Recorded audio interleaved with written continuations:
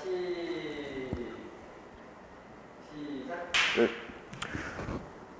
시험 친다고 고생 많이 하셨습니다. 그래서 2023년 상반기 경찰 공무원 시험 범죄학 기출문제 해설을 하겠습니다. 제가 이 문제를 처음 봤을 때 굉장히 마음에 드는 출제였습니다. 원래 이제 우리 범죄학이 과거 우리 경찰 시험에는 없었잖아요. 그래서 형사정책 쪽에서 이제 범죄학 문제들이 많이 있었고, 그 다음에 경비지도사 기출문제 쪽에 좀 있었는데, 이번 출제는 경찰만의 고유한 범죄학 문제를 만들려고 이 출제자가 상당히 노력한 것이 보입니다. 그래서 몇몇 특징들이 있는데 문제를 보면서 설명드리겠습니다. 그리고 오늘은 이제 기출 해설이기 때문에 너무 깊이 있는 해설은 좀 지양하고 좀 간단하게 명쾌하게 이게 왜 답인지, 그 다음에 어느 정도 시험을 쳐야지 합격권에 들 건지 그런 것들을 한번 살피고, 자세한 이론적인 내용들은 또 수업 시간에 상세하게 설명드리도록 하겠습니다. 자, 먼저 1번 문제를 한번 보시겠습니다. 자, 다음 설명과 가장 관련이 깊은 학점. 이번 우리 범죄학 출제의 특징이 교과서 순서에 거의 맞추려고 노력을 하셨습니다. 출제자가. 그 다음에 좀 공부를 한 학생들한테는 좀 까다롭게 느껴지는데 답을 찾을 수 있는 단서를 넣어놨어요. 군데군데. 그런데 공부한 지 얼마 안 됐거나 범죄학 20문제다 이렇게 해서 조금 등하시 하신 분들은 좀 어렵게 느껴질 수도 있는 그런 수준의 문제였습니다. 그래서 제가 시험 끝나자마자 문제 보고 우리 경영 단톡방에 올렸죠. 실력 있는 수험생은 1개 이상 틀리면 안 된다. 최후의 마지노선은 2개다.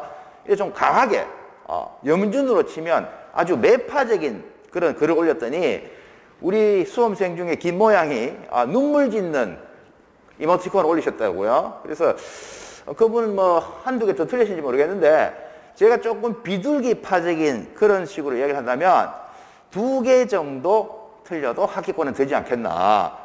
그래서 정말 봐준다면 4개 정도까지는 틀리신 분은 이번 시험에는 안 될지 몰라도 다음 시험에는 충분히 합격할 수 있다.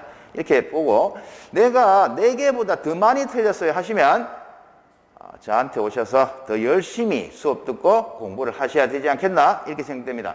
자, 1번 문제. 우리 범죄학의 학자들입니다. 베카리아, 롬브로소, 셀던, 에이커스 다 수업 시간에 들어보신 분인데요. 형벌의 목적은 오직 범죄자가 시민들에게 새로운 해악을 입힐 가능성을 방지하고 타인들이 유사한 행위를 할 가능성을 억제시키는 것이다. 여기서 이제 여러분들이 조금 신경 써야 될 것이 억제라는 말이 나오죠. 억제. 그죠? 따라서 형벌 및 형집행의 수단은 범죄와 형벌 간의 비례관계를 유지하면서 인간의 정신에 가장 효과적이고 지속적인 인상을 만들어내는 동시에 수용자의 신체에는 가장 적은 고통을 주는 것이다. 핵심은 범죄와 형벌 간의 비례관계를 유지하면서, 이러면 벌써 저하고 공부를 좀 하신 분들은 답이 나와셔야 되죠. 우리가 범죄학 이론을 나눌 때 고전학파,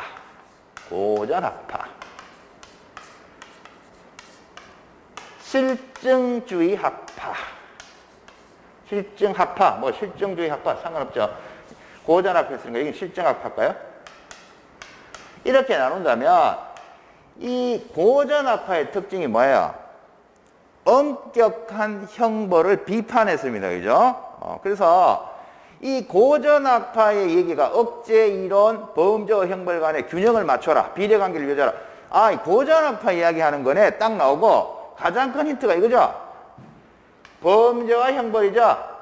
범죄와 형벌이라는 유명한 저서를 발표했고, 죄형 균형론, 범죄와 형벌의 비례관계 유지하다 하면, 다른 말로 하면 죄와 형벌은 균형을 이어라. 죄형 균형론, 죄형 균형론을 주장하면서 엄격한 형벌을 비판한 사람이 있어요. 가혹한 형벌을 비판한 사람. 고전학파의 유명한 분 누구예요? 베카리아입니다. 그래서 1번은 공부를 좀 하신 분은 무조건 맞춰야 되는 겁니다. 공짜로 그냥 이제 문제 좀 몸 좀 푸세요. 문제 좀 낼게요. 그 몸 푸기 문제예요. 그래서 억제 이론, 번제와 형벌 하면 백가리야. 바로 답이 나오셔야 합니다. 그래서 1번은 답이 백가리야. 이렇게 되겠습니다. 이제 쉬운 문제로 몸풀기를 했으니까요. 2번 문제로 가보도록 하겠습니다. 자, 2번. 범죄학의 연구 방법에 관한 설명으로 가장 적절하지 않는 것. 우리가 작년도 시험에도 범죄학의 연구 방법에 대한 문제가 출제됐었고요. 올해도 범죄학의 연구 방법에 관한 설명이 출제됐는데 제 생각에는 매년 출제될 가능성이 있습니다. 우리 경찰 시험에서의 범죄학의 어떤 그 정체성을 나타내는 문제라고 할까? 그래서 출제자가 한 문제 정도는 매년 출제하지 않을까? 그렇게 기대되는 부분인데요. 우리가 수업에서 많이 봤듯이 범죄학 연구 방법에는 다양한 방법들이 있어요. 그래서 그 여러 가지 방법들에 대한 장단점 이런 것들이 작년에도 출제됐고 올해도 출제됐습니다. 자, 먼저 1번 질문부터 보십시오. 피해자 조사는 암수 범죄를 파악하는데 용이하다. 맞죠? 왜 그러냐면 여러분들 우리나라 공식 경찰청이라든가 검찰청이라든가 법무연수원에서 1년에 한 번씩 범죄 통계를 발표한단 말이에요. 우리는 그거를 공식 범죄 통계라고 한다. 이 공식 범죄 통계에 단점이 있는데 암수 범죄의 문제가 있어요. 이거는. 왜냐하면 겉으로 드러나는 것만 통계가 들어갔기 때문에 실제로는 일어났는데 통계에 안 잡히는 그런 범죄. 그걸 우리가 암수 범죄라고 하거든요. 그래서 이 공식 범죄 통계의 단점이 암수 범죄를 파악할 수 없다는 단점이 있어요. 그래서 그 단점을 없애기 위해서 여러 가지 조사를 합니다. 그 대표적인 게 하나가 피해자 조사죠. 피해자 조사는 이 공식 범죄 통계에서 문제되는 이 암수 범죄를 파악하는데 용이한 방법입니다. 다 우리가 배운 겁니다. 그래서 1번은 맞는 지문입니다. 그 다음 실험 연구는 연구 결과의 내적 타당성을 확보하기에 유용하다. 이것도 벌써 기출된 지문이죠. 실험 연구는 실험자가 내적 조건 같은 것들을 설계하였기 때문에 내적 타당성을 확보하기에 용이하다. 우리가 익히 많이 봤던 지문입니다. 역시 맞는 지문이고 사례 연구는 특정한 범죄자의 생애를 연구하기에 유용하다. 당연한 거 아니겠습니까? 홍길동이라는 유명한 연쇄 살인마가 태어났을 때 환경이 어떤지, 사춘기를 겪으면서 어떻게 변했는지, 결국에는 첫 살인을 어떻게 저질렀는지, 그게 촉발돼서 나중에 정말 무서운 연쇄 살인마가 어떻게 됐는지, 이런 것들 연구하는 거, 사례 연구, 특정한 범죄자의 생애를 연구하기에 유용한 겁니다. 따라서 적절하지 않은 것은 하면 4번밖에 답이 없는데 왜 틀린지를 봐야겠죠. 참여 관찰은 연구자의 주관이 개입될 가능성이 낮다. 참여 관찰이라는 게 뭐예요? 참여 관찰은 우리 수업 시간에 현장 조사라고도 한다고 배웠습니다. 현장 조사. 그래서 참여 관찰이나 현장 조사나 다 같은 말인데요. 이건 어떤 거예요? 연구자가 직접 예를 들면 특정한 범죄 집단에 들어가서 그 범죄원들과 함께 생활하면서 관찰한 자료를 수집하는 방법이거든요. 그러면 이 현장조사 또는 참여관찰의 단점이 뭐냐면 연구자의 주관이 개입될 가능성이 낮다가 아니고 높다 해야죠. 역시 우리 교재에 다 나와 있습니다. 그래서 참여관찰은 연구자의 주관이 개입될 가능성이 높다고 해야 되는데 낮다고 했기 때문에 2번의 답은 4번이다. 이렇게 하셔야 됩니다. 역시 이것도 결코 실력 있는 수험생은 틀리셔는 안 되는 그런 문제가 되겠습니다. 큰 문제는 없고요. 어우, 아이고 죄송해요. 너무 흥분됐나? 아이고 이게 왜 이래? 자, 다시 봅시다. 그래서 우리가 수업 시간에 다 봤던 거예요. 그래서 뭐 1번, 2번은 그냥 몸풀기 문제다 이렇게 생각하시면 될 것 같습니다. 자, 이제 3번 문제를 보겠습니다. 3번 문제. 자, 범죄학의 발전 과정에 관한 설명으로 가장 적절하지 않은 것은 해서 우리가 이제 범죄학의 발전 과정 하면 제일 먼저 나오는 게 뭐겠습니까? 고전주의, 그 다음 뭐 실증주의 해서 이제 뒤에는 발달 범죄학에서 통합 이론까지 막 나오겠는데 이 문제의 구성도 아주 그 순서에 맞게 아주 출제자가 신경 쓴 듯한 그런 느낌을 주는 거죠. 범죄학의 발전 과정에 관한 설명으로 가장 적절하지 않은 것은 자 1번 보세요. 고전주의 범죄학은 범죄의 원인에 관심을 두기보다는 범죄자에 대한 처벌 방식의 개선에 더 많은 관심을 기울였다. 이거는 맞는 얘기죠. 아까 1번 문제에서 봤듯이 고전주의는 엄격한 형벌을 비판했어요. 계몽주의가 들어오면서 중세시대의 그 가혹한 형벌들. 여러분들 중세시대 때 영국에서는요. 배가 고파서 뭐 먹을 거 좀 훔친 소년의 손목을 잘라버린 그런 형벌이 있거든요. 나이 어린 소년이 배가 고파서 음식을 훔쳤는데 미리 버릇 꼰친다고 손목을 잘라버리면 어떻게 되겠어요? 걔는 노동도 할 수 없죠. 그냥 굶어 죽는 거죠. 그런 가혹한 형벌들이 있었던 기억이 있기 때문에 이 고전주의는 이 가혹한 형벌을 비판했단 말이죠. 그래서 범죄 원인에 관심을 두기보다는 범죄에 대한 처벌 방식, 아주 그 엄격한 형벌, 여기에 개선하자. 엄격한 형벌은 안 돼. 이렇게 비판했기 때문에 1번은 맞는 질문입니다. 자, 2번 보십시오. 실증주의 범죄학은 인간의 자유의지를 강조한 고전학파를 비판하며 범죄자는 여러 요인에 의하여 형성된다는 비결정론적 인간으로 바라봤다. 시각으로 인간을 바랐다. 굉장히 자연스러운 것 같은데 인간의 자유의지를 강조한 고전학파를 비판했다. 요거는 맞죠? 자유의지라는 건 뭐예요? 인간은 이성적인 존재라는 거야. 그래서 내가 범죄를 저지를지 범죄를 안 저지르고 건전한 시민으로 살아갈지는 스스로 결정하는 존재라는 거죠. 그런데 실증주의 범죄학자들은요. 이거 웃기는 소리 하고 있네? 이렇게 얘기하는 거죠. 너 자유의지 봤어? 우리는 과학적인 방법을 사용해서 눈으로 보이는 것만 믿어. 이렇게 얘기하면서 이 인간은 자유의지가 없다는 거랬죠. 이 실증주의 학파는 여러 요인, 뭐 유전이라든가 환경이라든가 이런 쪽에 영향을 받더라. 그래서 대표적인 게 이제 럼브로저의 생리적 범죄인 있어요. 태어날 때부터 범죄자의 형질을 가지고 태어나면 그 놈은 결국 범죄자의 길을 가더라. 이런 걸 주장하잖아요. 그렇기 때문에 요게 잘못된 거죠. 범죄자는 여러 요인에 형성된다는 결정론적 시각으로 해요. 비결정론이 아니에요. 이 고전주의는요. 이렇게 생각하시면 돼요. 고전주의는 인간의 자유의지를 인정했지. 자유의지를 인정했어요. 그래서 인간은 자유의지를 갖고 있기 때문에 결정되어 있지 않아. 지가 스스로 범죄인이 될지 건전한 시민이 될지 자기가 결정할 수 있거든요. 그래서 태어날 때부터 범인이 될 거라고 결정되어 있다. 그거 아니에요. 그거 인정 안 하거든요. 그래서 고전주의, 자유의지 인정, 비결정론 이렇게 연결이 된단 말이에요.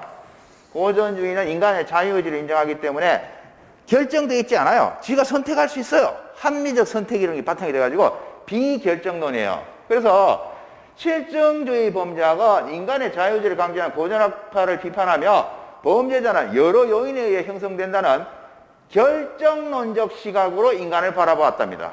아시겠어요? 비결정론은 고전학파고 여기 나오는 실증주의 범죄학은 결정론적 시각이라고 해야 돼요. 아시겠어요? 그래서 실증주의는 인간의 자유의지를 부정하고 결정론에 바탕을 두는 거죠. 그래서 3번의 답은 2번입니다. 실증주의 범죄학은 인간의 자유의지를 강조한 고전학파를 비판하며 범죄자는 여러 요인에 형성된다는 결정론적 시각으로 이렇게 돼요. B자가 빠져야 되죠. 비결정론 하시면 안 돼요. 결정론적 시각으로 인간을 바라보았다. 이렇게 해야지 맞죠. 답은 2번이고요. 3번에 신고전주의 범죄학의 등장은 실증주의 범죄학 및 관련 정책의 효과에 대한 비판적인 시각과 관련이 있다. 당연하죠. 왜냐하면 이 실증주의가 고전주의를 비판했단 말이야. 야, 그 인간의 자유의지라는 게 뭔데? 그것들 너희 머릿속에 있는 거잖아. 눈으로 볼 수 없잖아. 만질 수 있어? 우리는 과학적인 방법으로 아주 결정론적 시각으로 범죄 원인을 분석해. 이렇게 얘기했단 말이야. 그런데 범죄가 줄지를 않는 거예요.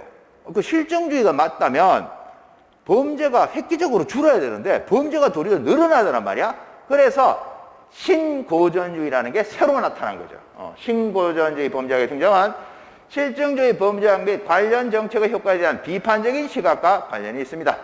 그 다음에 최근의 동향 중에 하나로 통합하려는 경향이 있어요. 4번 질문 보시면 최근 범죄학 연구에서는 여러 이론을 통합하여 종합적으로 설명하는 새로운 경향이 등장하였다. 이 통합적 측면의 학설들이 나타나고 있다. 아무튼 답은 2번이다. 비결정론 시각이 아니고 결정론적 시각으로 이렇게 해야 됩니다. 이것도 쉽게 풀었으리라고 생각이 됩니다. 3번의 답은 2번입니다.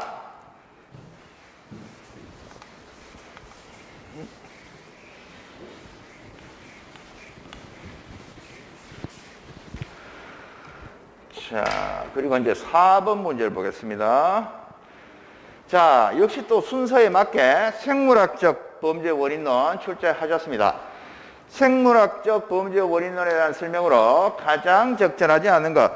자, 먼저 유명한 분 나오시죠? 럼브로서 나옵니다. 럼브로서는 범죄인은 일반인에 비해 얼굴이나 두개골 등 신체 전반에 걸쳐 생물학적 열등성이 존재한다는 생내적 범죄인을 주장했다. 맞죠? 럼브로서 하면 생내적 범죄 인설.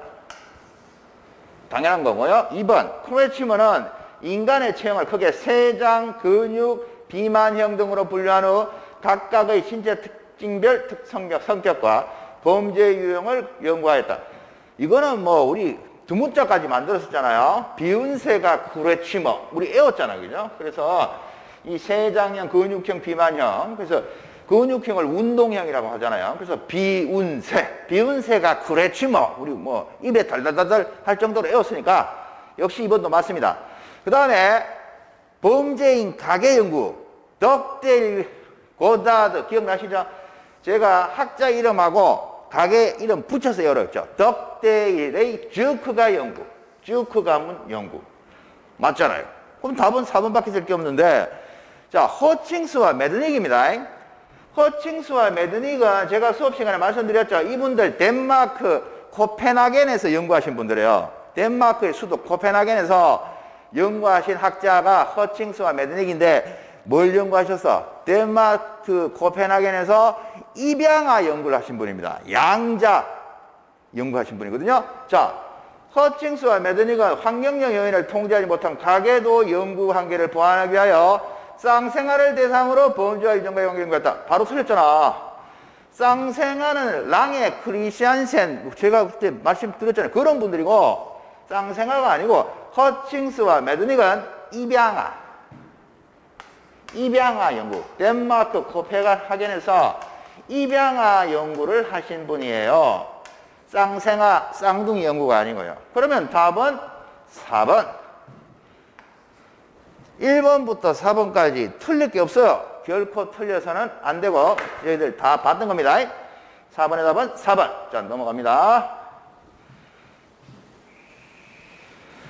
범죄학을 그거냐 수박 겉갈식식으로 이렇게 공부를 하시면 이번 시험 문제가 왜 이렇게 어렵지 할 수 있지만 문제 푸시면서 심층적으로 공부하신 분은요 이런 출제가 고맙죠. 공부를 대강하신 분하고 공부를 확실하게 열심히 하신 분하고 실력 차이를 낼 수 있는 그런 좋은 문제입니다. 굉장히 마음에 드는 출제입니다. 자, 이제 5번으로 보겠습니다. 자, 순서 정확하게 맞췄죠? 생물학적 범죄 원인론 끝나고 나니까 또 교과서 순서에 맞게 심리학적 범죄 원인론을 이렇게 출제를 해 주셨는데요. 제가 수업 시간에 말씀드렸죠. 심리학적 범죄 원인론은 기출되어 있는 문제들 숫자가 굉장히 적어요. 그래서 제가 보니까 이 출제자도 여기서 한 문제를 내야 되겠는데 좀 경찰 범죄학에 맞는 그런 문제를 만들까 고민을 한 흔적들이 나타나고 있습니다. 그래서 설명을 한번 드릴게요. 제가 시험 끝나고 토요일 오후에 단톡방에 요 5번 문제만 제 교재에 언급이 거의 없었고 나머지 19문제는 거의 다 직간접적으로 언급이 돼 있다라고 말씀드렸죠. 여러분들 같은 시험장에 가서 고득점 하신 분들 제 말 거짓말인지 물어보십시오. 요 한 문제만 언급이 없었고 나머지 모두 언급이 됐는데 이것도 곰곰이 제 수업을 들으신 분들 제가 이야기했던 거 생각해 보면 답이 아장아장 걸어 나옵니다. 자, 한번 볼까요? 1번에 프로이드의 정신분석이론은 범죄자의 현재 상황보다 초기 아동의 경험을 지나치게 강조하는 데는 비판을 받습니다. 맞죠? 자, 왜 그런지 설명 한번 드릴까요?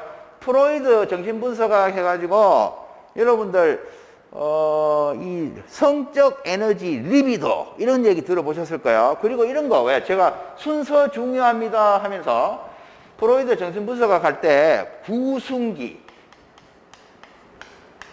구강기라고 하죠. 그죠? 항문기, 남근음액기,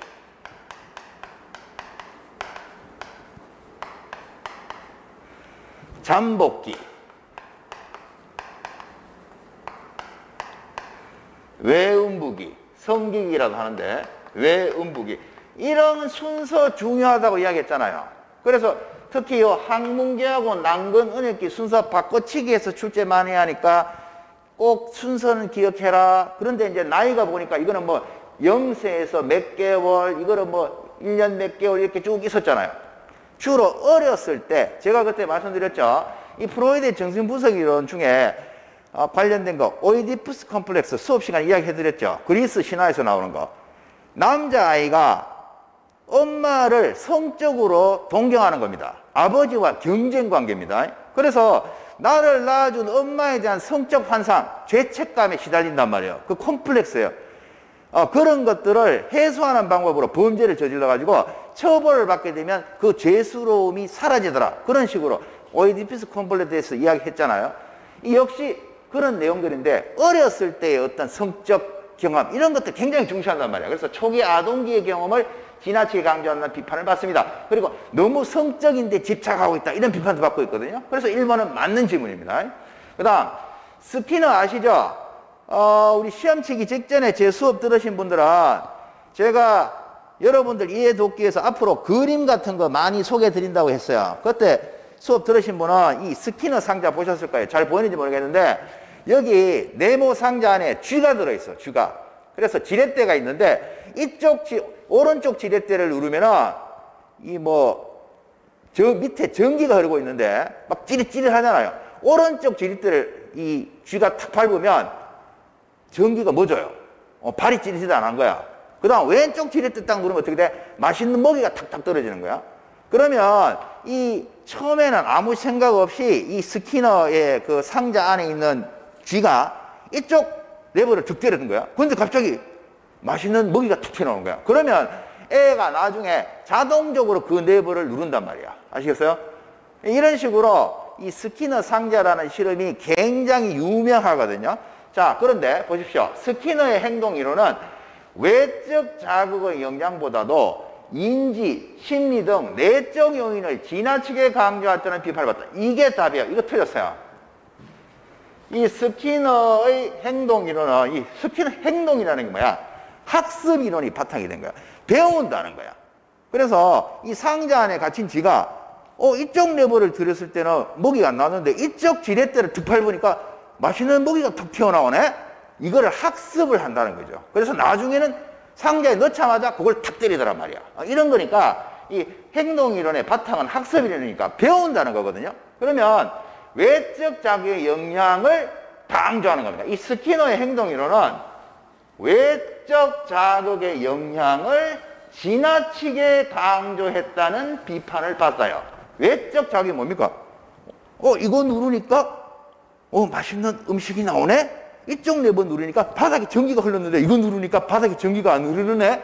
이렇게 외적 자극에 따라서 배워서 학습해서 행동한다는 거거든. 그러니까 스키너의 행동에는 외적 자극의 영향을 지나치게 강조했다는 받아요. 여기 인지, 심리, 인식하는 거는 이제 우리가 뭐 어떤 사실에 대해서 알아내고 받아들인다는 건데 이 인지, 심리 등 내적 요인에 대해서 강조하는 게 아니고 외적 자극의 영향을 지나치게 강조했다는 비판을 받습니다. 그래서 답은 2번입니다. 우리 수업 시간에 생각했던 쥐가 들어있는 스키너 상자 생각해 보시면 이 스키너의 행동이론은 외적 자극의 영향을 상당히 강하게 강조하고 있다. 이런 걸 느끼실 거예요. 그래서 답은 2번이에요. 인지, 심리 등 내적 요인 지나치게 강조했다는 말은, 비판을 받았다는 말은 틀리다. 그래서 답은 2번이다. 그 다음에 콜버그의 도덕 발달 이론, 도덕적 발달 이론 작년에도 출제됐잖아. 이 도덕 발달 6단계, 그죠? 이거 뭐 3단계, 4단계 하시면 틀리고 6단계라고 제가 그때 말씀드렸죠. 3수준에 각각 1단, 1, 2단계, 3, 4단계, 5, 6단계가 총 6단계인데 콜버그의 도덕 발달 이론은 도덕적 판단과 도덕 행위 간의 불일치가 문제점으로 지적되고 있다. 맞습니다. 여기 우리가 뭐 범죄자는 몇 1단계, 2단계예요? 아니면 뭐 단계가 높을수록 좀 더 도덕성이 뛰어난 사람이요? 뭐 이런 식으로 단계를 나누잖아요.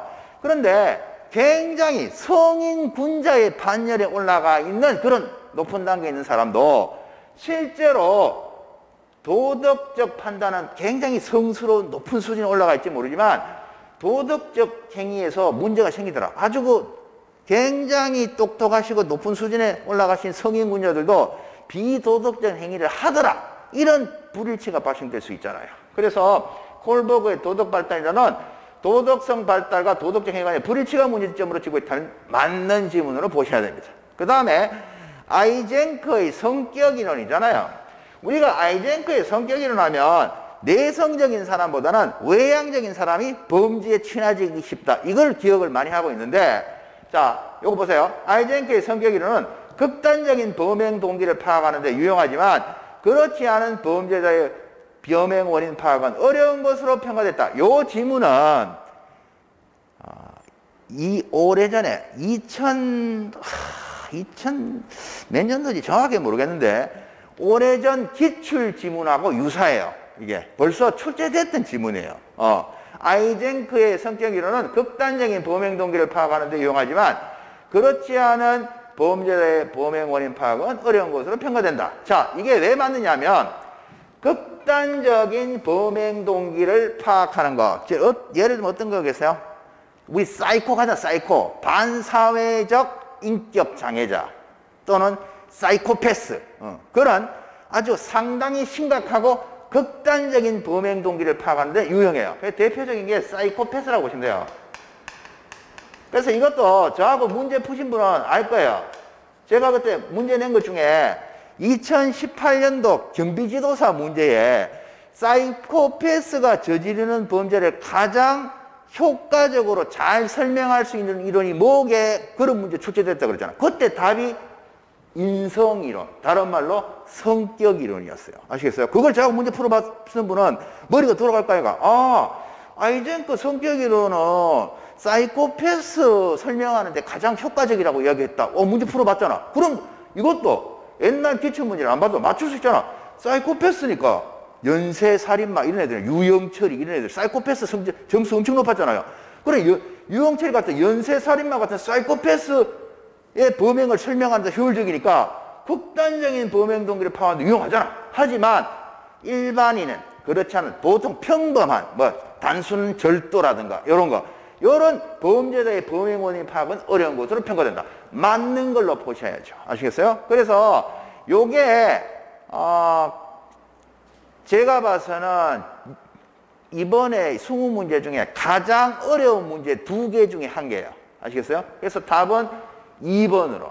그래서 이거 뭐지? 수업 시간에 우리 교과서에 언급은 안 했는데 했지만 문제집을 저하고 문제 특강 들으신 분은 답이 4번 아니면 2번을 찍으셨을 거예요. 문제 특강 들으신 분은 4번 당연히 맞는 거야. 사이코패스, 유영철이 극단적인 범행, 성격이론 맞잖아. 그럼 답은 2번밖에 없단 말이에요. 아시겠어요?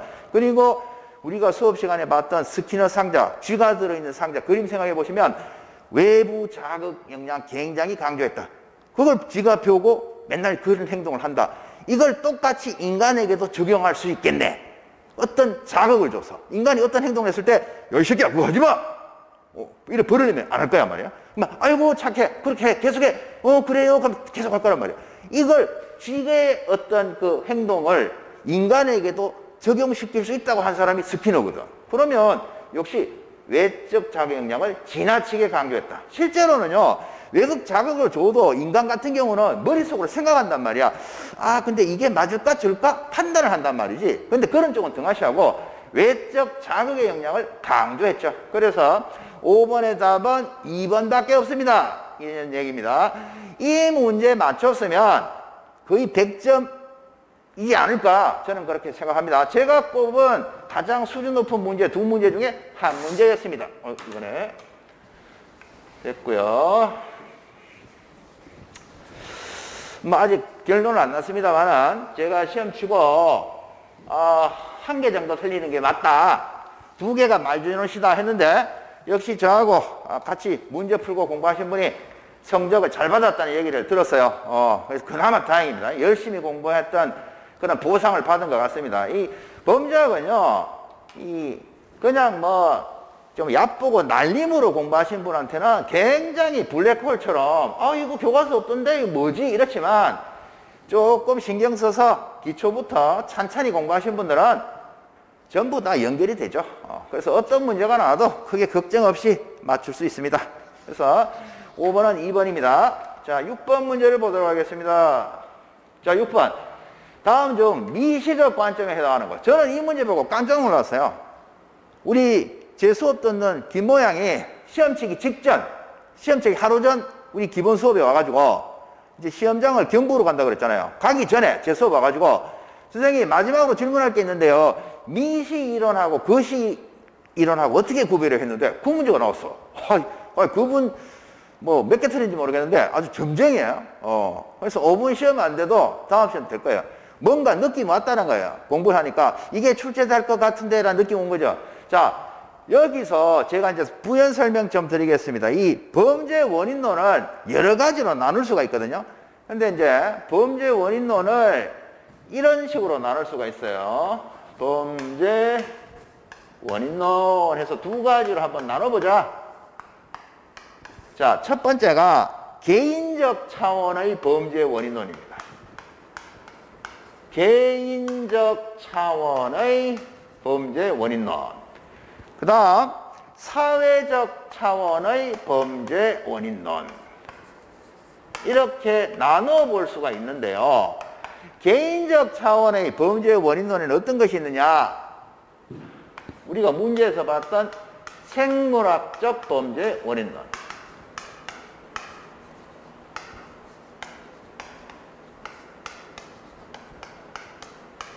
또 방금 문제 풀었던 심리학적 범죄 원인론.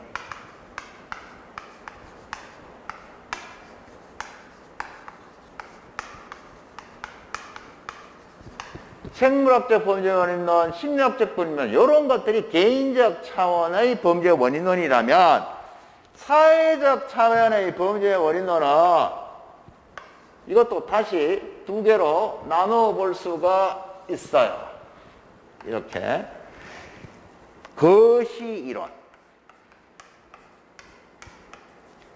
미시 이론 이렇게 나눌 수가 있는데 이거는 어렵게 생각할 필요가 없어요. 거시라는 게 뭐야? 사회 구조 이론처럼 뭐 상류층, 하류층, 뭐 플레티리아 계급, 뭐 부르주아 계급 이런 식으로 구조적으로 이렇게 큼직큼직하게 나눠서 구출하는 거를 우리가 거시 이론이라고 해요. 그 미시 이론은 뭐 개인이 스트레스를 받아서 그걸 이기지 못해서 범죄로 갔네요. 이런 식으로 어떤 범죄의 과정, 구조보다는 그 개인의 범죄에 이르기를 위한 이르는 과정, 그런 쪽, 구조보다는 과정을 중시한 거죠. 이쪽은 그 사회 계층 같은 구조를 강시한 거고. 그래서 사회적 차원의 범죄 원인 중에 거시 이론에 속하는 것이 대표적인 게 사회 해체 이론. 사회 해체 이론, 아노미 이론,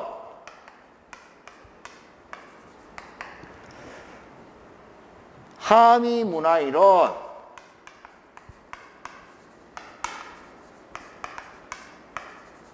갈등이론, 마르크스주의 이론,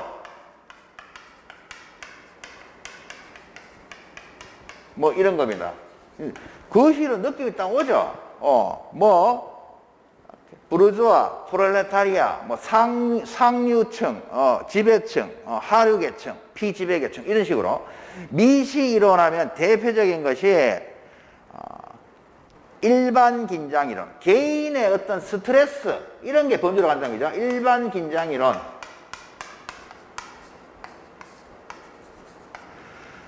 그 다음에 우리 서덜랜드의 차별적 접촉 이론이 들어가는 그런 큰 덩어리가 뭐예요? 학습 이론이잖아요. 사회 학습 이론. 배운다는 거죠. 범죄도. 사회 학습 이론. 왜 엄마들이 그런 얘기 하잖아. 우리 애는 착한데 학교 다닐 때 나쁜 친구들 사귀어가지고 애가 버렸어요. 이런 식으로 막 이야기 하잖아요. 그거 나쁜 친구들한테 범죄 기술 배웠다는 거잖아요. 서덜랜드 차별적 접촉인데 이 사회 학습 이론에 속하거든요. 그 다음에 사회 통제 이론. 컷이 나오는 거죠. 하사회 통제 이론. 그 다음에 낙인 이론. 사소한 범죄를 저질렀는데 학교 선생님이 나 집에서 사랑으로 안 보살피고 이 나쁜 새끼 이걸 못된 놈 이 낙인 찍어버리란 말이야. 그걸로 애가 그만 자포자기 돼가지고 진짜 나쁜 놈 됐다니. 이건 낙인 이론이잖아. 이거 다 개인이 범죄를 자가 되어가는 과정을 좁게 보는 거잖아요. 어떤 상류층, 하류층 이렇게 구조적으로 보는 게 아니고. 그래서 미시 이론이는 거죠. 그래서 범죄 이론을 개인적 차원과 사회적 차원으로 놨을 때 사회적 차원의 범죄 원인 논에는 거시 이론과 미시 이론이 있는데, 자, 아노미는 혼돈 상태, 무기범 상태잖아. 이 아노미 이론은 거시 이론이에요. 그러면 답이 나왔잖아. 여기 보시면 듀르켐의 아노미 이론, 아노미잖아, 아노미. 거시야, 거시. 이거 거시. 서덜랜드의 차별적 접촉 이론, 나쁜 친구하고 자꾸 부대끼다 보니까 나쁜 놈이 됐네. 이거 아까 어디 들어간다고 해서 나쁜 거 배웠더니 학습 이론에 들어간다고 했잖아. 학습 이론. 그래서 서덜랜드 차별적 접촉 이론, 미시 이론. 에거뉴의 일반 긴장 이론, 개인적인 스트레스, 긴장이 범죄를 일으키게 하더라. 일반 긴장 이론. 역시 미시. 메스너와 로젠벨트의 제도적 아놈이. 제도적 아놈도 아놈이잖아. 메스너와 로젠벨트의 제도적 아놈이 뭐야, 이거? 아메리칸 드림이잖아. 아메리칸 드림을 이루려고 미국으로 이주했는데 이게 옳게 안 돼가지고 개판됐네요 해서 아메리칸 드림과 관련하여 미국 사회의 범죄율이 높은 이유를 설명한 것이 메스너와 로젠벨트의 제도적 아노미인데, 이 역시 아노미잖아. 아노미는 아까 뭐랬어? 거시잖아, 거시. 따라서 문제가 미시적 관점에 해당하는 이론을 모두 고른 것은 미시 골라라. 니언, 디귿. 니언, 디귿. 그럼 어떻게? 답이 니언, 디귿. 2번이네요. 니언, 디귿. 그래서 6번의 답은 2번입니다. 너무 쉬워요, 이거는. 그죠? 이거 틀려이지는 않았을겠지? 그래서, 그러다 보니까 5번 약간 어려웠지만, 나머지들은 다 맞출 수 있는 문제였습니다. 봅시다.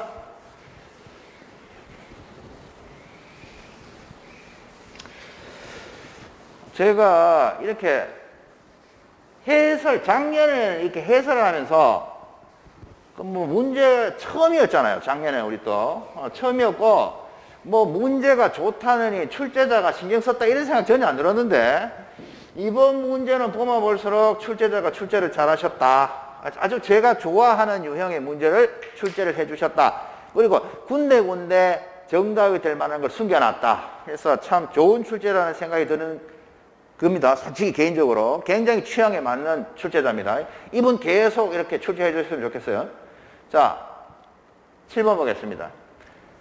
밀러가 주장한 하위계층 문화 이론의 관심의 초점에 관한 설명으로 적절하지 않은 것은, 밀러 하면 뭐라고 이야기합니까? 이 사람들은 하위계층 고유의 문화가 있다고 그러죠. 코엔의 비행하위 문화 이론은 상류층 문화에 더 저항하는 거야. 이 씨발 너그 잘 산다고 더야? 막 이렇게 막 까서 뭉글러 가고 있는 놈들 없애버려야 돼 이런 거라면, 이 밀러의 하위계층 문화이론은 너거는 너거고 우리는 우리야. 우리 하층, 우리 문화에 고유한 그런 고유의 문화가 있어. 우리 나름대로의 고유한 문화가 있다고 독자성을 강조하는 거죠. 대항하는 게 아니고. 코헨의 하위 문화이론이 어떤 주류 문화에 대한 대항이라면 얘들은 대항하는 게 아니에요. 우리는 너거는 너거고 우리는 우리야. 이런데 여기서 하위 계층 문화이론의 관심의 초점에서 우리 교과서에 보면 말썽 부리기, 강인함, 영악함, 운명주의 또 여러 가지 내용들이 나와 있습니다. 제 프린트에 명확하게 나와 있죠. 그거 내용을 묻는 건데 우리가 다 봤던 겁니다. 자, 말썽 부리기 하는 거는 사고치기라고도 번역합니다. 영어는 트러블인데 우리나라 어떤 교수님은 말썽 부리기로 번역하시고 어떤 분은 사고치기 이렇게 다양하게 번역을 하셨기 때문에 영어를 넣어준 겁니다. 출제자가. 영어는 똑같은데 교수님들이 번역을 다 다르게 하시기 때문에 영어를 넣었는데 정답은 4번이에요. 자기 마음대로 자신의 일을 처리하는 것으로 경찰이나 부모 등 어느 누구로부터의 통제나 간섭을 기피한다. 이거는 운명주의가 아니고요. 자율성입니다. 자율성. 우리 프린트에 다 있습니다. 영어로 뭡니까? autonomy.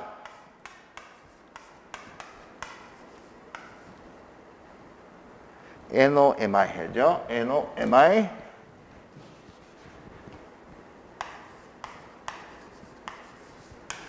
autonomy. 자율성입니다. 운명주의 아닙니다. 운명주의라는 건 뭐야? 내 미래는 정해져 있어. 노력해봐야 별거 없어. 노력해봐. 이 하층민의 굴레를 벗어날 수 없어. 술이나 마시자. 이거야. 그래서 운명주의가 아니고 자율성입니다. 자기 마음대로 자신의 일을 처리하는 것으로 경찰이나 부모 등 어느 누구로부터의 통제나 간섭을 기피하는 거 운명주의가 아니고 자율성. 그래서 7번의 답은 4번. 이것도 그냥 공짜로 주는 거로 생각하시면 되겠죠. 자, 넘어갑니다.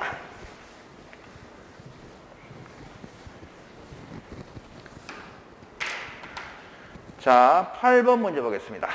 허쉬가 주장한 사회 유대 이론을 바탕으로 다음 사례에서 도출 가능한 유대 개념을 가장 적절하게 연결한 것은, 자, 여러분들 이 문제를 딱 봤을 때 우리 문제집에서 이런 거 풀었어요. 이 허쉬가 이야기했는 거 사회 유대를 맺는 네 가지 방법이 있어요. 애전신참 기억나요? 제가 두 문자 따라서 외웠잖아요. 애전신참, 애전신참, 애착, 전념, 신념, 믿는 거, belief 하는 거, 신념, 그 다음에 참여. 이렇게 애전신참에서 제 프린트에 다 나와 있고 이런 문제 풀 때 들어보셨을 거예요. 그래서 전념을 다른 말로 관여라고 하죠. 그래서 기억 보시면요. 경찰 관련 학과에 진학하여 전공 과목에서 A+ 학점을 취득하기 위해 수업에 집중하고 있다. 자기가 경찰이 되고 싶어. 거기에 전념하고 있는 거예요. 그래서 이 기억은 전념. 다른 말로 관여. 이렇게 표현할 수 있고요. 미연, 학과에서 실시하고 있는 학생 순찰대에 가입하여 방과 후 대부분의 시간을 순찰 활동에 할애하였다. 여가 시간을 자기가 바라는 목표와 관련된 일에 참여하고 있잖아요. 그래서 미연은 참여라고 하셔야 돼요. 그러면 전념 참여. 뭐야? 답은 1번이네. 1번. 그래서 8번의 답은 1번입니다. 이것도 공짜로 주는 문제입니다. 이제 9번으로 넘어가겠습니다. 이제 속도를 몸 좀 풀었으니까 이제 거의 반통 왔죠? 빠르게 넘어갑시다, 이제. 몸 좀 풀렸으니까 기억 좀 나실 거예요. 빠르게 넘어갑시다. 9번을 보겠습니다. 통제 이론에 관한 설명으로 가장 적절하지 않은 것은, 자, 통제 이론에 관한 설명으로 가장 진한 거. 자, 레크리스의 긍정적 자아, 레크리스의 자아관념 이론. 느낌 딱 와야 돼. 레크리스는 긍정적 자아관념이 청소년을 범죄 환경의 압력과 유인으로부터 보호한다고 주장했다. 레크리스의 자아관념 이론이네. 동그라미구나. 넘어갑니다. 나이는, 자, 나이 가면 비공식적 간접 통제 강조. 이거 문제지게 많이 풀었잖아. 비공식적 간접 통제를 강조한 사람 누구? 나이. 맞잖아. 레크레스는 자아관념 이론. 긍정적 자아관념. 자아관념이 맞고. 마차. 사이커스와 마차의 중화이론. 중화기술 이론이잖아요. 자, 마차는 비행 청소년들이 비행 가치를 받아들여 비행이 나쁘지 않다고 생각하기 때문에 비행을 바로 이거 우리 문제집 풀었잖아. 문제 특강할 때 풀었어. 이거 틀렸어. 제가 그때 뭐랬어? 비행 청소년들이 자기가 한 비행이 나쁘다는 걸 안다고 그랬잖아. 비행 가치를 받아들여 비행이 나쁘지 않다고 생각한다? 비행 가치를 받아들여 나쁘지 않다. 아니야. 자기 행동이 나쁜 거 알아. 나쁜 거 아는데 변명을 한다 그랬잖아. 중화기술 이렇게 해가지고. 아, 제가 너 이거 왜 얘기했어? 아, 그 나쁜 행동은 맞는데 제가 어쩔 수 없이 그랬어요. 우리 아버지가요. 술만 먹고 돈 10원도 안 갖다 줘요. 집에 먹을 과자도 하나 없어요. 그 제가 어떻게 했어요? 물건 훔쳤지. 아니, 훔친 거 나쁜 거 안다니까? 그런데 그럴 수밖에 없었어. 나쁜 부모를 만나서. 이렇게 나온다는 게 중화기술이잖아. 그러니까 나쁘다는 걸 알아요. 그런데 여기 보면 비행 가치를 받으려 비행이 나쁘지 않다고 생각하다. 바로 틀렸죠. 이건 우리 문제집에서 제가 풀어드린 문제예요. 그래서 답은 3번. 자, 4번. 가프레드슨과 허시는 낮은 수준의 자기 통제력이 범죄 통제의 주요 원인으로 봤다. 역시나 가프레드슨, 허시, 자기 통제 이론. 맞잖아. 자기 통제 이론. 가프레드슨과 허시의 자기 통제 이론. 따라서 답은 3번밖에 할 게 없습니다. 자, 넘어갑니다. 또 문제가 점점 쉬워지는데. 자, 빨리 넘어갑시다.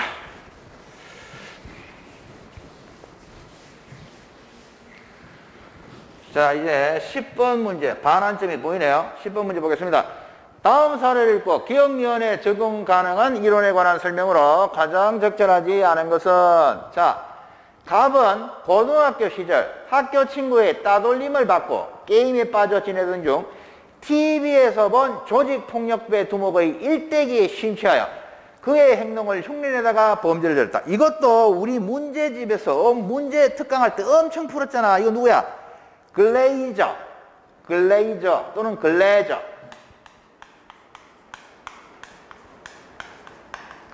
또는 글레이저의 차별적 동일시 이론입니다. 차별적 동일시 이론. 핵심은 이 동일시 하는 거잖아. 조폭 영화를 봤는데 거기 조폭 두목이 너무 마음에 들어. 거기에 심취해서 그 조폭 두목을 동경하면서 그 조폭 두목과 나를 동일시해서 따라 하려고 한단 말이야. 이게 글레이저의 차별적 동일시 이론으로서 매스컴의 역할을 강조했죠. 매스컴의 역할 강조. 뭐 다 배운 겁니다. 그래서 이 서덜랜드의 차별적 접촉 이론은 친한 친구라든가 뭐 가족처럼 이렇게 얼굴 보고 부대끼면서 범죄 같은 대로 배우고 하는 거잖아. 근데 이거는 뭐야? 직접 안 봐도 영화나 텔레비전으로 조폭, 두목, 아무개가 너무 멋있어. 내가 그놈 따라 한다는 거지. 그런 차이가 있잖아요. 그래서 기억은 글레이저의 차별적 동일시 이론과 관련되는 것이다. 자, 니은. 어른 소년 교도소 출소 후 전과자라는 부정적인 인식으로 인해 정상적인 사회생활이 어려워지자 다시 범죄적에 가담하여 범죄 삶에서 뭐야? 낙인 이론이잖아. 사소한 범죄 하다가 뭐 잘못되가 소년 교도소 출소했는데 이 새끼 이거 전과자네? 아무도 안 받아줘. 취직도 안 시켜줘. 에이다. 그쪽으로 가버리는 거죠. 낙인 이론과 관련되는 거죠. 낙인 이론을 뭐라고 한다? 낙인 이론은 다른 말로 사회 반응 이론이라고 해요. 원래는 이제 이 사회 반응 이론은 넓게도 쓰고 좁게도 쓰거든요. 그래서 이 사회 반응 이론이라는 말을 넓게 보면 낙인 이론은 사회 반응 이론의 한 종류야.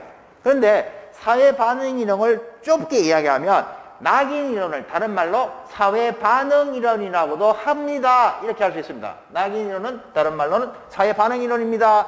또는 사회 반응 이론의 한 종류가 낙인 이론입니다. 이렇게 낙인 사회 반응 이론이라는 거는 넓게도 이해할 수 있고 좁게도 이해할 수 있거든요. 아무튼 기억은 그레이저의 차별적 동일시 이론과 관련되는 거고 니언은 낙인 이론과 관련되는 거예요. 자, 그러면 설명에 적절하다는 거. 자, 기억 보세요. 기억 뭐야? 글레이저의 차별적 동일시 이론. 이거는 개인이 범죄자가 되어가는 과정을 설명하는 사회 가정 이론 중 하나이다. 맞죠? 왜 그러냐 하면 이 글레이저의 차별적 동일시 이론, 서덜랜드의 차별적 접촉 이론 모두 학습 이론이 바탕이 되어 있는 사회 과정 이론입니다. 그래서 기억은 맞는 내용이고 니언, 낙인 이론, 상징적 상호작용론을 바탕으로 한 사회 반응 이론 중 하나다. 맞잖아. 낙인 이론 자체가 사회 반응 이론이니까. 그래서 맞고요.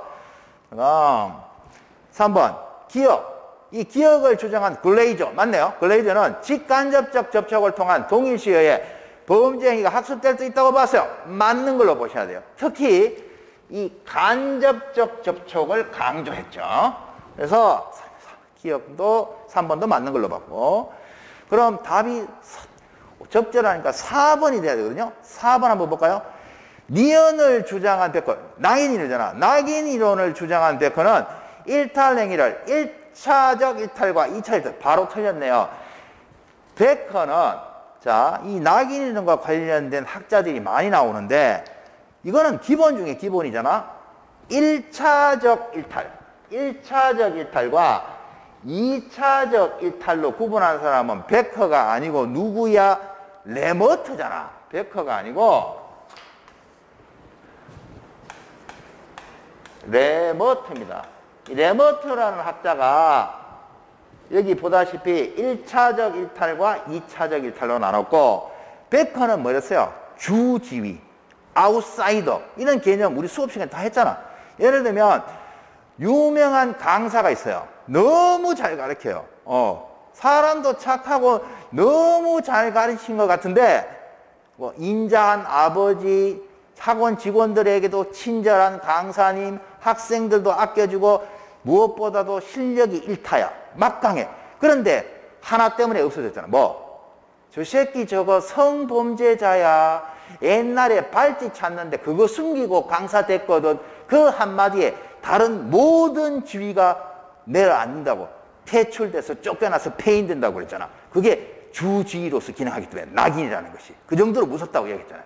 그래서 이 베커는 주지위라는 개념, 아웃사이더, 이방이라는 개념, 이걸 주장하는 사람이지 1차적 일타고 2차적 일타 하는 사람 안 해요. 1차적 일타고 2차적 일타는 레머트입니다. 그래서 답은 4번.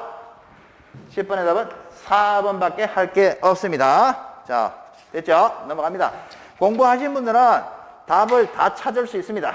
자, 넘어갑니다. 이제 반틈 돌았네. 더 빨리 해야 되는데.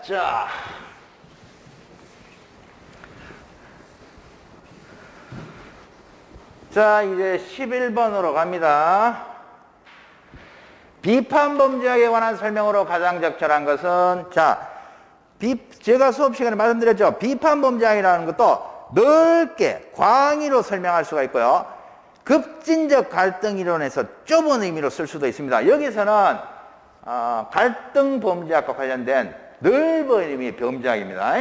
자, 범죄학 여기서 넓은 의미입니다. 넓게 보셔야 돼요. 비판범죄에 대한 설명으로 가장 적절한 것은 자, 1번 비판범죄학자들은 범죄를 하류층의 권력과 지위를 보호하기 위하여 고안된 정치적 개념으로 바로 틀렸죠. 하류층이 아니지. 여기 뭐 지배계급이라든가 지배계층 이렇게 해야지. 하다못해 뭐 상류층이나 중상류층 하든지 이러지. 하류층 하시면 안 되죠. 비판범죄학자들은 지배계층의 권력과 지위를 보호하기 위해 고안된 정치적 개념으로 봅니다. 뭐를? 범죄를. 그러니까 1번 틀렸고 2번 자 터크 나오네요. 터크는 법이 집행되는 과정에서 특정한 집단의 구성원이 범죄자로 규정되는 과정에 주목하였고 이를 비범죄화라고 했다. 바로 틀렸습니다. 자, 제가 수업 시간에 학자 이름하고 학설 이름하고 붙여서 외우는 게 좋다고 그랬잖아요. 그럼 터크는 뭐예요? 제 프린트에 보면 터크는 권력 갈등 이론, 터크의 권력 갈등 이론. 그리고 또 다른 말로 뭐 관로 안에 뭐라고 적어놨어요? 범죄화 요소 이론 이렇게 있잖아. 터크의 권력 갈등 이론 또는 터크의 범죄화 요소 이론 이렇게 되어 있습니다. 제 프린트에. 핵심 뭐야? 범죄화잖아. 범죄화. 비범죄화 하시면 안 돼. 이 비자가 들어가면 틀려요. 비범죄화가 아니고 범죄화지, 범죄화. 그래서 터크는 법이 집행되는 과정에서 특정한 집단의 구성원이 범죄자로 규정되는 과정에 주목하였고 이를 비범죄화 하시면 안 돼요. 범죄화라고 규정했던 이 D라는 말이 이거 빠져야지. 범죄화라고 규정하였다. 이렇게 해야 돼요. 그래서 2번도 틀렸어요.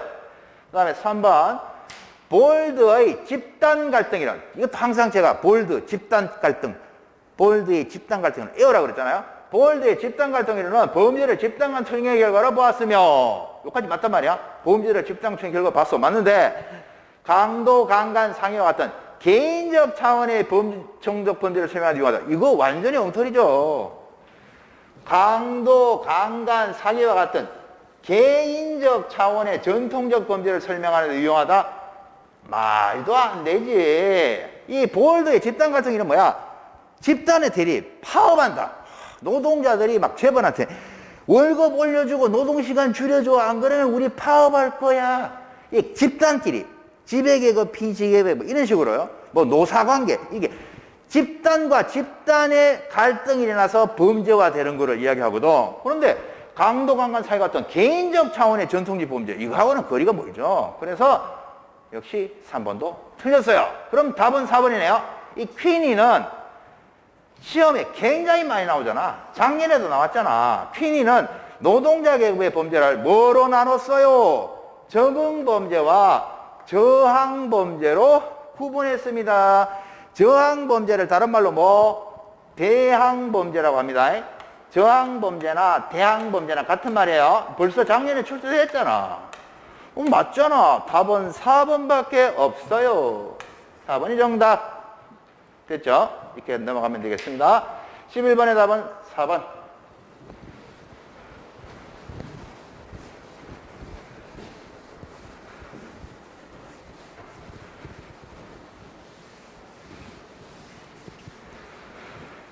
자, 이제 12번으로 갑니다. 통합 및 발달 범죄인에 관한 설명으로 가장 적절하지 않은 것은 역시 또 교과서 순서에 맞게요. 순서대로 출제해 주셨죠. 자, 패터선인데요. 요 패터선에 관련돼 가지고는 우리 교과서에 언급이 안 돼 있을 거야. 이거 지금 한번 보세요. 패터선은 비행 청소년이 되어가는 경로를 조기 개시형과 만기 개시형, 이 만기 개시형을 다른 말로 후기 개시형이라고 합니다. 후기 개시형. 이 말은 뭡니까? 비행 청소년이 일찍부터 범죄 저지른다. 조기 개시형. 얘는 좀 뒤에 나이 들어서 범죄를 개시했다. 후기 개시형. 이 말이거든요. 자, 일단은 맞는 걸로 보고 넘어갑니다. 제가 뭐랬습니까? 처음 보는 거나 아리까리하면 일단 맞는 걸로 보고 넘어가라 그랬잖아요. 일단 체크하고 넘어가요. 자, 2번. 쇼온베리. 쇼온베리. 맨날 나오는 거잖아. 맨날. 작년에 나왔잖아. 쇼온베리, 모피트, 발달이라서 맨날 나오는 거거든요. 자, 쇼온베리는 비행 청소년을 청소년기 한정형과 생애질종. 바로 틀렸네. 청소년기 한정형하고 생애 지속형. 작년도 기출문제잖아. 모핏이잖아, 모핏. 모핏 또는 모피트.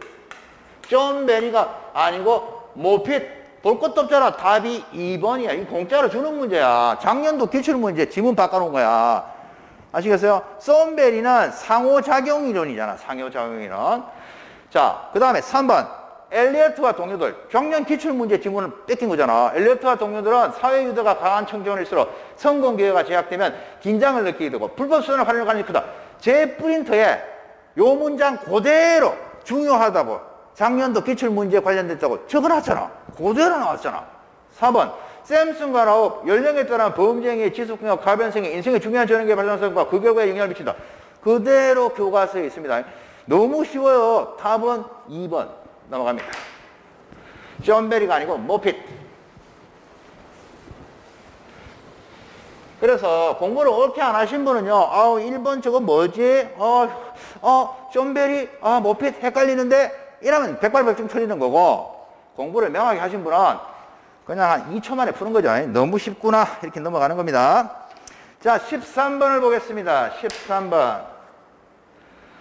다음 괄호 안에 들어갈 내용으로 가장 적절한 것은, 이것도 저하고 문제 풀었잖아. 문제 특강에 그대로 나왔던 거야. 살인 범죄는 피해자의 수에 따라 일반 살인과 다수 또는 다중 살인으로 구분할 수 있다. 일반 살인은 피해자가 한 명인 경우를 말하며 다수 살인은 피해자가 2명 내지 4명 이상인 경우를 의미한다. 다수 살인을 시간과 장소에 따라 세분화하면 기억은 한 장소에서 다수의 피해자를 발생시키는 거. 대량 살인입니다. 대량 살인. 대량 살인을 다른 말로 다중살인이라고 합니다. 대량 살인을 다중살인이라고 한다고 제 프린트에 나와 있어요. 아무튼 기억은 대량 살인입니다. 니어는 심리적 냉각기를 거치지 않고 여러 장소를 옮겨 다닌다. 자, 심리적 냉각기 굉장히 강조했죠. 심리적 냉각기를 가지고 계속 사람을 죽였다가 좀 몇 달 쉬다가 또 죽이고 몇 달 쉬다가 또 죽이고. 이거 기출문제 엄청나잖아. 연쇄살인이거든. 심리적 냉각기가 존재하는 거는 연쇄살인입니다. 연쇄살인. 그래서 디귿은 연쇄살인 찾아야 되고, 그러면 니어는 뭐야? 심리적 냉각기 거치지 않고 여러 장소를 옮기면서 살인하는 거 연속살인이지. 이거 다 문제 풀었어요. 그러면 대량살인, 이거네. 대량살인, 연속살인, 인체살인. 그래서 핵심은 뭐야? 심리적 냉각기 존재한다면 연쇄살인입니다. 답은 3번밖에 없어요. 속된 말로 이런 거 몰라도 심리적 냉각기, 연쇄살인 이것만 알아도 답을 맞출 수 있다. 13번의 답은 3번이다. 넘어갑니다. 그래서 보기는 굉장히 어려운 것 같은데 열심히 공부한 사람들은 쉽게 문제를 풀 수 있게 출제자가 배려를 해줬어요. 굉장히 마음이 드는 출제자예요. 제가 강조하지만 그냥 어설프게 공부하신 분은 이거 뭐지? 문제 왜 이렇게 어렵지? 이러지만 옳게 공부하신 분들은 군데군데 답이 될 만한 것들을 숨겨두셨어요. 아주 마음에 드는 출제자예요. 자, 14번. 범죄 유형에 관한 설명으로 가장 적절하지 않은 것은 화이트 칼라 범죄란 사회적 지위가 높은 사람이 주로 직업 및 작업 수행의 과정에서 범한 문제다. 우리가 다 했던 겁니다. 문제풀이에서. 증오 범죄란 인종, 종교, 장애, 성별 등에 대한 범죄와 편견이 범죄의 전체 또는 일부 동기가 되어 발생하는 범죄다. 역시 문제 풀었고요. 피해자 없는 범죄란 전통적인 범죄와 마찬가지로 피해자와 가해자의 관계가 명확하여 피해자를 특정하기 어려운 범죄는 이게 틀렸네. 전통적인 범죄와 마찬가지로 피해자와 가해자가 명확하다고? 아니잖아. 그러면 피해자 없는 범죄가 아니고 일반 범죄지. 피해자 없는 범죄 대표적인 거 뭐 있습니까? 성매매 같은 거야. 도박이라든가 성매매. 누가 피해자인지. 여자는 돈을 받고 몸을 허락했고 남자는 돈을 주고 여자를 사서 여자의 몸을 사서 스트레스를 풀었어. 이게 누가 피해자고 누가 가해자지 애매하더란 말이야. 아시겠어요? 그래서 피해자 없는 범죄는 전통적인 범죄와 마찬가지로 피해자와 가해자의 관계가 명확하다 하시면 안 돼요. 불명확하여 피해자를 특정하기 어려운 범죄를 말한다. 이렇게 해야 되고, 사이버 범죄는 사이버 공간에서 일어나는 거죠. 그래서 14번은 답은 3번밖에 없다. 3번 이렇게 보시면 됩니다. 그래서 14번의 답은 3번이죠. 넘어갑니다. 자, 그 다음에요. 14번 했으니까 15번. 자, 블랭팅앤과 파우스트가 제시한 범죄 예방 모델을 1차, 2차, 3차 예방 활동의 순서대로 나열한 것은, 자, 출제 예상 문제였고, 제 프린트 다 나와 있잖아요. 1차는 대상이 뭐야? 일반 대중을 대상으로 합니다. 1차는 일반 대중 대상. 2차는 우범자 또는 우범자 집단 대상. 우범자나 우범자 집단을 대상으로 합니다. 3차는 범죄자, 즉 전과자를 대상으로 하죠.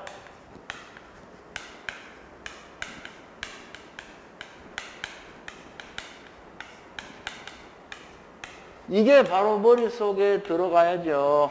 자, 그래서 일반 대중을 대상으로 하는 1차 예방에는 어떤 것이 있을까?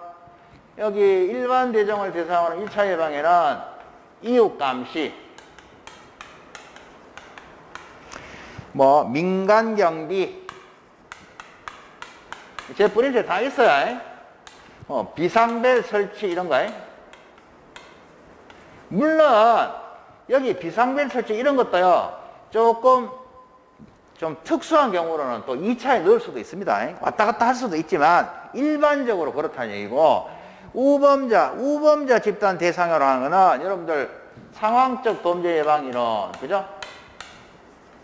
상황적 범죄 예방 이론 또는 지역사회 경찰 활동 이런 것들 들 수 있다고 그랬죠. 지역사회 경찰 활동 이런 것들이 있고, 범죄자, 즉 전과자를 대상으로 하는 거는 뭐가 있겠습니까? 이거는 특별 예방과 관련되는 거죠. 재범 방지잖아, 그죠? 전과자들 다시 범죄 못 저지르는 거. 특별 예방과 관련돼 가지고 대표적인 게 무력화 안에 이제 교도소에 구금하는 거, 이런 거, 부금 이런 거, 무력화. 그 다음에 체포. 그 다음에 사회복지 방안들, 특별 예방이니까 사회복지, 기타 등등 이런 것들 들 수 있거든. 그러면 답을 찾으면 되잖아. 1번 시민순찰, 이웃감시 거의 유사한 내용입니다. 그래서 요거는 1차거든. 범죄 예측. 우범자 집단 예상하는 거야. 이놈이 범죄 저질 우려가 있는데, 언제쯤 어떤 환경이 되면 얘가 범죄를 저질까? 범죄 예측하는 거야. 그러면 당연히 이거 2차지. 그 다음, 부금, 가다 놓는 거. 무력화. 역시 3차잖아. 답이 바로 1번이네. 밑에 거 볼 거 없이 답이 1번이에요. 이렇게 가는 거예요. 아시겠어요? 자, 이제 2번은 몇 차인지 보세요. 이웃감시 1차 맞거든? 자, 특별 예방 3차잖아, 3차. 특별 예방 3차. 바로 틀렸죠? 이제 우범자 지역 순찰에서 헷갈리시는 거죠. 우범자 지역 순찰. 넓게 보면, 순찰하는 거 보면 1차로 가야 되는데, 또 우범 지역을 중심으로 한다. 이러면 또 2차로 볼 수도 있어요. 그래서 어떤 교수님은 1차라고 하시고, 어떤 분은 2차라고 한다. 그런 논란이 있다는 것만 알아두세요. 아무튼 특별 예방은 3차니까 바로 틀렸죠. 역시 우범지역 순찰 1차라고 하시는 분이 있고 2차라고 하시는 분이 있고, 비상벨 설치 1차잖아. 재소자 교육 사회복지니까 3차잖아. 4번에 비상벨 설치 1차로 봐야 되겠고, 이웃감시 1차, 구금 3차. 그래서 1, 2, 3차 순서대로 나열한 거는 1번밖에 없잖아요. 1번 딱 보면 그냥 답이야. 밑에 거 볼 필요도 없죠. 따라서 15번의 답은 1번. 자, 이제 5개 남았습니다. 조금만 참으십시오. 자, 자세한 내용은 수업할 때, 특강할 때 상세하게 또 정리해서 드리도록 하겠습니다. 자, 16번을 보겠습니다. 코니시와 클락의 상황적 범죄 예방 기법 25개 노력의 증가에 해당하지 않는 것은, 자, 제 프린트에 코니시와 클락의 상황적 범죄 예방 기법 나와 있고요. 25개라는 말은 없지만 노력의 증가라든가 위험의 증가, 보상의 감소, 자극의 감소, 변명의 제거, 이런 내용들이 제 프린트에 있습니다. 이게 작년도 경찰 간부 문제 해설과 관련해서 제가 프린트에 수록했던 것입니다. 자, 그러면 이 노력의 증가에 해당하지 않는 것. 이 노력의 증가가 뭐예요? 범죄자가 예를 들면 어떤 물건을 훔치려고 하는데 그냥 쉽게 훔치는 게 아니고 상당한 노력을 기울여야만 훔칠 수 있게 그렇게 만드는 거야. 그러면 그놈이 그 물건 훔치기가 굉장히 어렵잖아. 그걸 우리가 노력의 증가라고 하거든요. 그 대표적인 게 이 대상물 강화입니다. 대상물 강화. 대상물 강화는 목표물 견고화라고도 하잖아요. 목표물 견고화. 예를 들면 운전대 잠금 장치를 해놓든지 강조방지 차단막 같은 걸 해놓는 거예요. 쉽게 못 끌고 가게, 차 못 훔치게. 그러니까 노력을 증가시키는 거지. 이거 훔치려면 엄청나게 노력을 해야 된다는 거죠. 그 다음에 시설 접근 통제. 뭐 시설자 대시고 그냥 접근 통제라고도 하잖아요. 이거 전자카드 출입, 소지품 검색. 일단 물건이 있는 쪽에 훔치러 못 오게 아주 장벽을 쌓아놓는 거죠. 전자카드 출입기 설치하고 뭐 소지품 검색하는 거. 이것도 역시 노력의 증가에 들어갑니다. 그 다음에 출구 검색. 출구 검색. 제 프린터는 뭐라고 되어 있어요? 출입시 검색이라고 되어 있죠. 출입시 검색 이렇게 되어 있습니다. 그래서 전자식 상품 태거, 퇴장시 티켓 할인 이런 식으로 해서 도망가는 것도 어렵게 하는 거야. 아시겠어요? 역시 노력의 증가입니다. 그럼 답은 4번이죠. 자, 왜 그런지 살펴보겠습니다. 자연적 감시 지원에서 가로등 개선, 방어적 공화. 가로등을 어두웠는데 가로등을 밝게 하니까 멀리서도 도둑놈이 담 넘어가는 거 다 보여. 이게 자연적 감시 지원이잖아. 이거는요, 노력의 증가가 아니고 위험의 증가입니다. 이거는 노력의 감시가 아니고 위험의 증가에 해당하지. 내가 절도범인데 저 재벌집에 담을 넘어갈 자신이 있어요. 그런데 옛날에는 담 밑에 가로등이 없었거든. 근데 가로등이 정말 밝은 거, 뭐 프로야구 구장에 있는 그런 가로등을 따라놔가지고 200m 밖에서 내가 담 나가는 거 다 보인단 말이야. 정말 위험하잖아. 거리 갈 수가 없잖아. 위험의 증가입니다. 그래서 노력의 증가에 해당하지 않는 거 4번 자연적 감시 지원은 노력의 증가가 아니고 위험의 증가에 해당합니다. 그래서 16번의 답은 4번입니다. 요 문제를 못 풀면 뒤에 문제도 헷갈려요. 이게 18번인가 19번 문제하고 관련되기 때문에 요거를 맞추면 뒤에 것도 쉽게 맞추고 여기서 헤매면 뒤에가 맞추기 어렵습니다. 출제자가 상당히 신경을 써서 단서를 제시한 것입니다. 자, 17번으로 가겠습니다.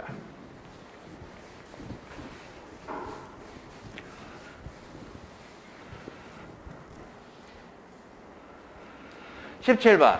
다음 사례에 적용된 환경 설계를 통한 범죄 예방. 세프티헤드죠. 세프티헤드의 원리로 가장 적절한 것은 땡땡 경찰서에서는 관할구역 내 방치된 공가, 폐가와 인적이 드문 골목길에 대한 민원이 자주 접수되고 있다. 이에 경찰서는 관할구청과 협조하여 방치된 공, 폐가는 카페로 조성하고 골목길에는 벤치와 운동기구를 설치하였다. 새로 조성된 카페와 시설물을 주민들이 적극적으로 이용하면서 자연스럽게 감시 기능이 향상되는 결과가 나타났다. 이게 무슨 문제야? 세프티헤드의 기본 원리 5가지입니다. 세프티헤드 또는 세프티헤드 상관없고요. 세프티헤드의 기본 원리 5가지. 그게 뭐가 있는데 여기 있잖아. 접근 통제, 영역성, 영역성의 강화 같은 말입니다. 활동성 지원 또는 활동성의 활성화, 유지 관리, 다른 말로 이미지. 5개잖아. 하나 더 뭐 있어요? 플러스 하자면 자연적 감시. 그래서 5개거든. 제 프린트에 다 있습니다. 자, 여기서 여러분들 이 접근 통제라는 거는 건물 출입구를 단위한다거나 방범 경보 장치를 설치하는 거, 이런 것들이 접근 통제예요. 그 다음에 영역성 또는 영역성의 강화는 출입 통제를 강화하거나 보안 시스템 표지판을 설정하는 거, 이런 것들이고, 활동성 지원이라는 거는 이 공공장소를 설치해서 거리의 눈을 활용하는 거거든. 예를 들면 놀이터, 이 벤치 같은 거, 체육시설 이런 것들을 동네에 설치하는 거야. 그럼 사람들이 거기서 운동하다가 저 사람 낯선 사람이네. 우리 동네에 낯선 사람이 왔네. 이런 거리의 눈으로 관찰할 수 있잖아요. 그러면 여기 있잖아. 방치된 공가와 폐가는 카페로 조성하고, 카페 조성하면 사람들이 앉아서 커피 마시겠지. 골목길에는 벤치와 운동기를 설치하니까 집안에 있던 사람들이 골목에 가서 막 운동한단 말이야. 그러면서 저 사람 생전 처음 보는 사람이네. 우리 동네에 낯선 사람이 왔네. 저 사람 뭐 하는 사람이지? 누구 찾아왔지? 이렇게 감시를 한단 말이죠. 이게 활동성 지원입니다. 4번, 3번입니다. 유지관리라는 거는 가로등 깨졌을 때 바로바로 보수한다. 그 다음에 막 길에 낙서되어 있는 거 막 지운다. 이런 겁니다. 그래서 17번의 답은 3번밖에 없습니다. 활동성 지원으로 우리 교과서에 다 나와 있습니다. 세트에 기본 원리 5가지. 넘어갑니다. 이제 세 문제 나왔죠. 자,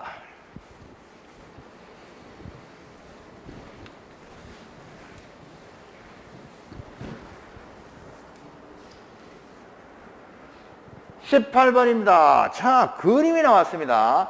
제 프린터에 범죄 삼각형 없어요. 보통 범죄책이 없어요. 없는데 뭐는 알고 있잖아요. 동기화된 범죄자, 적절한 범행 대상. 우리 교과서에 봤던 거네. 일상활동이론의 범죄 3요소 느낌이 오셔야 됩니다. 그래서 코엔과 펠슨의 일상활동이론 우리가 배웠거든. 거기서 이 범죄 발생의 3요소 뭐였어요? 동기화된 범죄자, 적절한 범행 대상, 또 뭐야? 감시. 이 기억에는 감시자의 부재입니다. 감시의 부재 또는 감시하는 사람이 없단 말이야. 감시자의 부재. 그래서 동기화된 범죄는 뭐야? 나 범죄 저질 준비가 돼 있단 말이야. 한탕 해야 되는데 시시탐탐 노리고 있어. 한탕 해야 되는데. 그 다음 적절한 범행 대상. 예를 들면 나이 80된 할머니가 자식도 없이 혼자 사는데, 그것도 보안이 허술한 단독주택에 혼자 사는데 집에 돈밖에 없어. 아주 매력적인 범행 대상이잖아. 그 다음 그 할머니를 지켜주는 감시하는 사람이 없어. 보호해주는 사람이 없다고. 요게 범죄 발생의 3요소란 말이야. 코엔과 펠슨의 일상활동이론에 나오는 거죠. 자, 적절하는 거 볼게요. 1번 범죄 삼각형은 일상활동이론의 3요소가 시공간에서 수렴할 때 범죄가 발생하는 걸 조심합니다. 맞잖아. 요 세 가지가 만났을 때 범죄가 일어나기 쉬워요. 그 다음 두 모형은 범죄 문제 해결 및 예방을 위한 환경 설계를 통한 범죄 예방 세페드 및 아까 우리 16번인가 봤던 게 있잖아. 상황적 범죄 예방 기법과 밀접한 관련이 있다. 당연하지. 그죠? 이 다 연결되는 거잖아요. 자, 3번 기억에 대한 구체적 예방 기법으로는 소유물에 대한 표시, 출입문 잠금 장치 및 방검창 설치, 금고의 활용 등이 있다. 이야, 제가 이 문제 보고 감탄했어요. 우리 출제자가 문제 정말 신경 써서 냈구나. 그냥 형광펜 칠해서 눈으로 본 학생들은 절대로 못 맞추는, 머리로 생각을 하고 정말 공부를 열심히 한 사람만 문제를 답을 찾을 수 있게 했구나, 이렇게 보는 거예요. 그래서 아까 우리가 심리학적 범죄 이런 그 문제, 그리고 이 문제, 이 두 문제가 수준이 가장 높은 문제입니다. 자, 요것도요, 여러분들 생각해보면 맞출 수 있습니다. 우리가 아까 제가 16번인가요? 코니시와 클락의 상황적 범죄 예방 기법 해서 노력의 증가니 위험의 증가니 이야기했죠. 그거하고 관련이 있는 겁니다. 이게 여기요, 소유물에 대한 표시. 소유물에 대한 표시가 뭐야? 물건에다가 이름을 적어 놓는 거야. 이름을 새겨놔. 그러면 여러분 예를 들면 이런 거야. 여러분들이 노트북, 학원에서 노트북으로 공부하는데 노트북에 이름을 각인을 해놨어. 막 안 지워져. 드드드드드 그냥 드릴 같은 걸로 노트북에 이름을 큼직하게 적어놨단 말이야. 그러면 그거를 누가 훔쳐가가지고 팔아먹기가 쉽겠어요? 어렵잖아요. 노트북에 내 이름 적혀있고 전화번호까지 박혀있다. 이거 훔쳐서 팔아먹기 굉장히 힘들죠? 그게 소유물에 대한 표시예요. 그 다음에 출입문 잠금장치 및 방범창 설치, 금고의 활용 등이 있다. 이렇게 돼 있죠. 자, 이거는 기억에 대한 구체적 범죄 예방 기법, 감시자의 부재에 대한 구체적 범죄 예방 기법 아니잖아. 생각해봐. 뭐야? 동기화된 범죄자야. 적절한 범행 대상이야. 감시자 부재. 적절한 범행 대상과 관련되는 겁니다.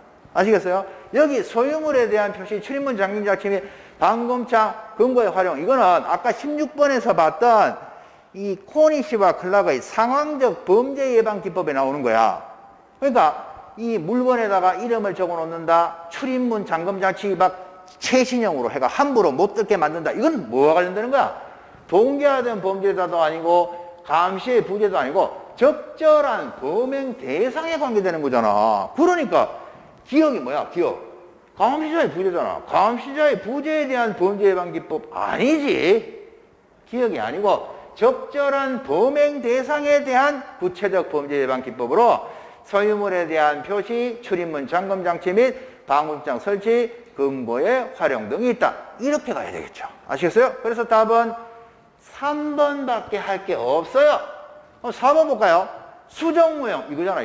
이거 일반 교과서에 없어요. 요거를 좀 더 세밀하게 만든 거잖아.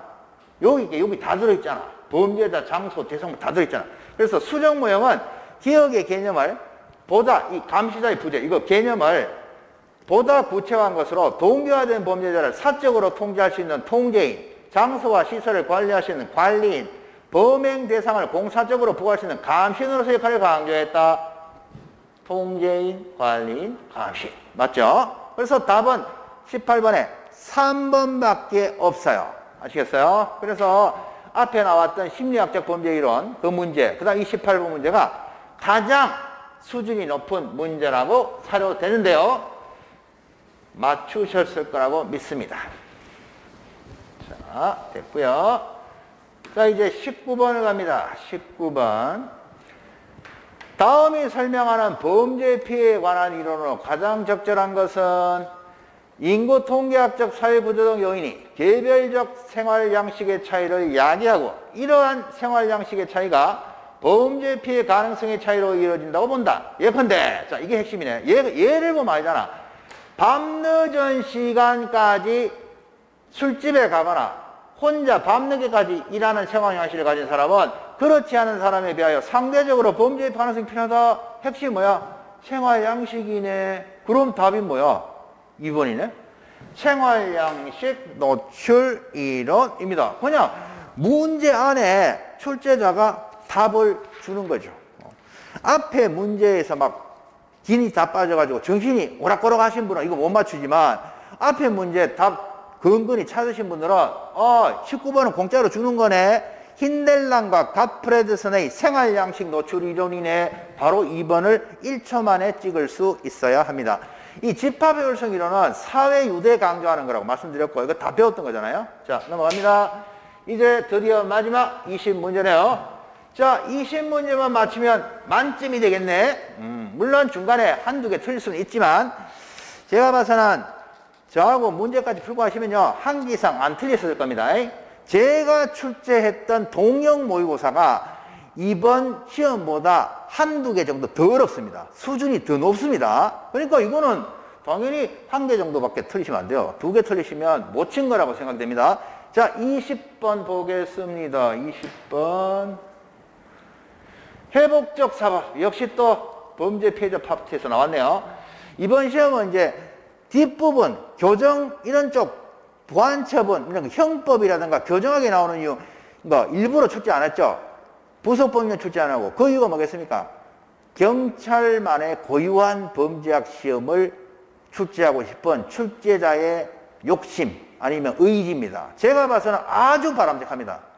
쓸데없는 부속법령 같은 거 내서 수험생들 공부 안 한 사람도 틀리고 공부한 사람도 틀리고 그런 문제 내지 말고 지금처럼 이런 문제를 계속 내주셔야 돼요. 그러면 학원 와서 열심히 강의 듣고 문제 풀고 한 사람은 고득점 하는 거고 그냥 아이고 범죄학 뭐 20문제인데 어렵게 나오겠어? 이러면은 그냥 반타작 하는 거죠. 이런 문제들이 계속 출제됐으면 하는 바람이 있습니다.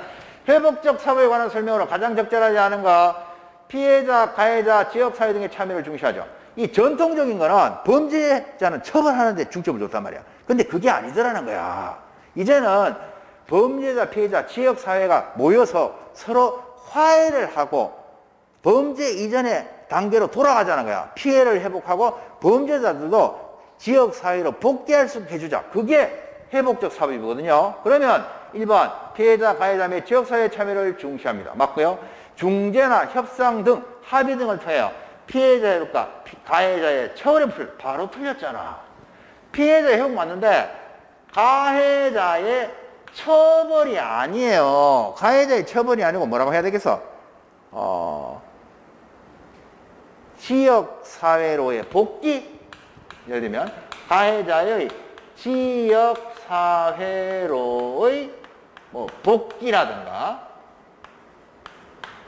아니면 뭐 사회 내의 재통합, 사회 내 재통합, 뭐 아주 아름다운 말들이 들어가야 돼요. 사회, 지역사회의 복귀, 사회 내 재통합, 뭐 가해자 피해자의 재통합 또는 화해 또는 용서, 뭐 하여튼 이런 아름다운 용어가 들어가야지 처벌이라는 말이 들어가면 안 되죠. 그건 회복적 사법이 아니죠.